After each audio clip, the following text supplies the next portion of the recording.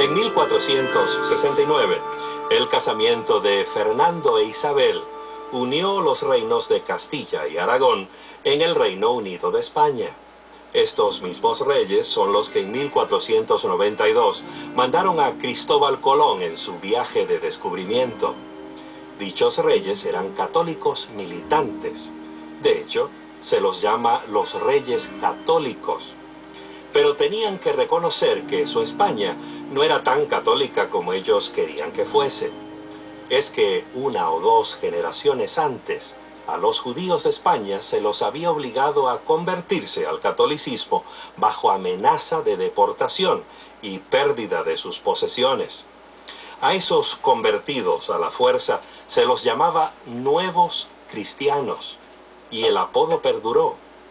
Habían sido bautizados como católicos, pero algunos, quizás muchos de ellos, retuvieron algunas costumbres judías tradicionales, como la observancia del reposo del séptimo día. Para la reina Isabela eso era una seria profanación de la verdadera religión católica. Así, en 1478, persuadió al Papa que autorizara la Inquisición española. Quería purgar su iglesia de toda contaminación de herejía judía.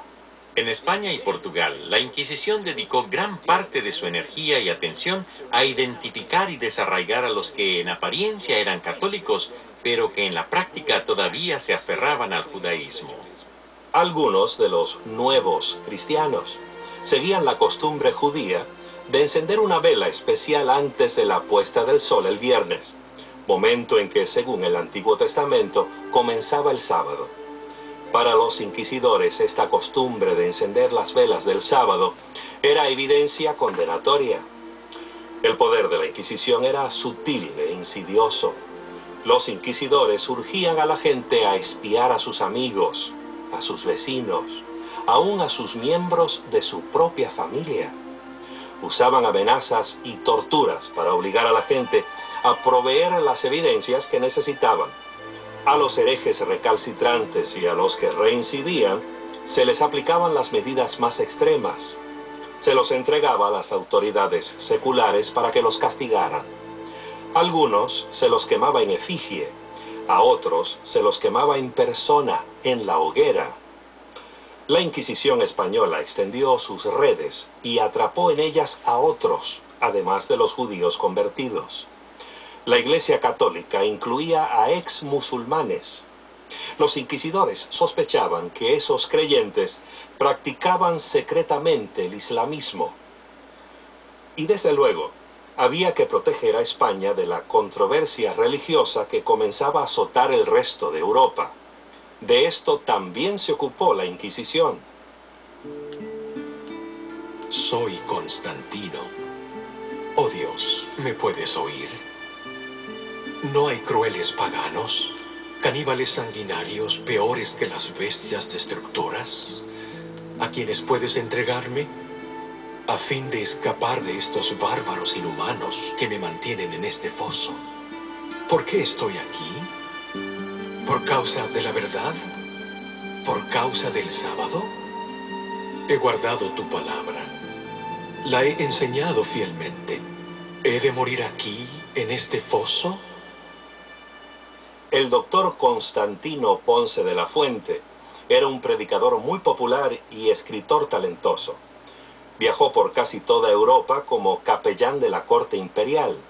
Sus compañeros lo tenían en tal estima que fue elegido canónigo magisterial de la Gran Catedral de Sevilla, una enorme estructura gótica considerada hoy como la catedral más grande del mundo.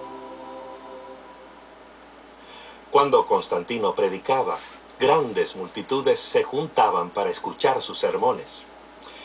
Pero el doctor Constantino era un reformador, papel muy peligroso para desempeñarlo en Sevilla, el corazón mismo de la Inquisición española.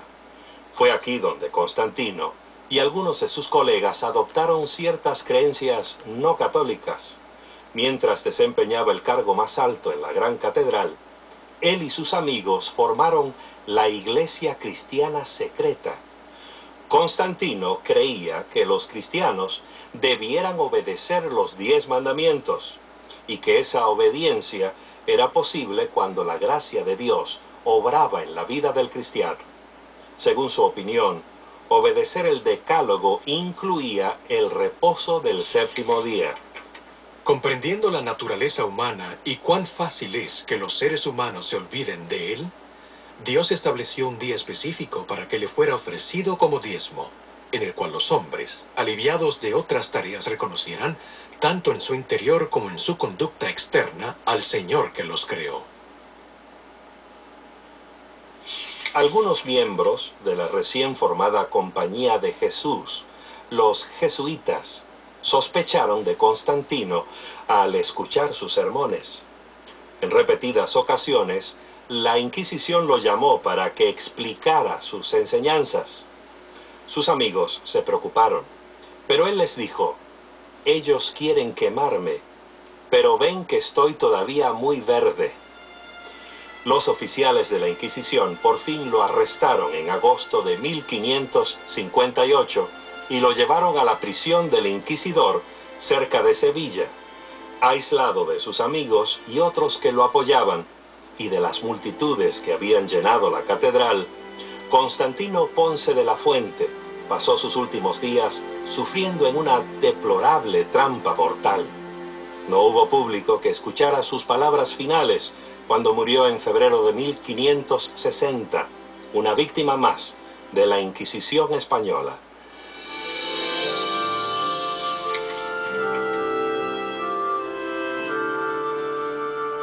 Como España, la nación vecina Portugal también necesitaba una solución para el problema de los nuevos cristianos.